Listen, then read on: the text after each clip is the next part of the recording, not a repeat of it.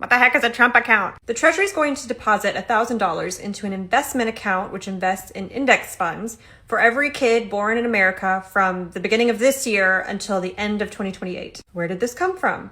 It was part of the budget bill passed in July. However, it actually started in the Biden administration. There was pretty bipartisan support for something like this during the Biden administration. The Senate wrote up legislation that never really went anywhere, and the White House was not interested. When Trump took office, the very wealthy capital investors who were interested in this idea approached him for support. He agreed, and he reached out to Speaker Johnson and had the language put in the bill. They just lifted language from the legislation they were trying to pass under Biden and shifted it into the budget bill, and that was signed, and so here we are. What about Michael Dell?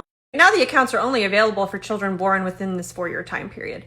The Dells gave $6 billion to expand the program to include kids who are up to 10 years old and limits their contributions to kids who are not wealthy. Because the original idea is quite regressive. You could be a person living in poverty, or you could be a person making $500,000 a year. You're all going to get the same grant. The Dells contribution only goes to kids who live in zip codes where the median income is less than $150,000. Is it just the Dells? So far. Is it just the Dells? So far. But an interesting marriage of Cory Booker and Ted Cruz are reaching out to corporate America, encouraging big companies to contribute to the account. So what's the benefit? The benefit is that compound interest that you get from investing in the market is not usually something people who are not upper middle class or above ever have access to. So by the time these kids are old enough to access the accounts, they have to be 18. They can use the money for starting a business, going to school, or buying a home.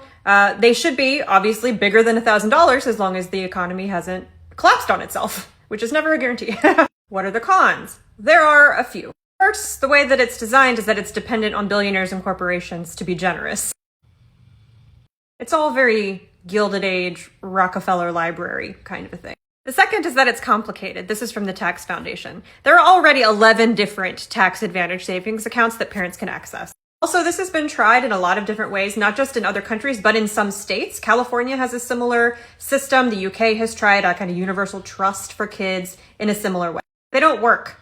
The California version of this only saw 8% of people participate in it because it's not automatic. And neither is this. If you want that account, you got to go to the IRS website and fill out a form.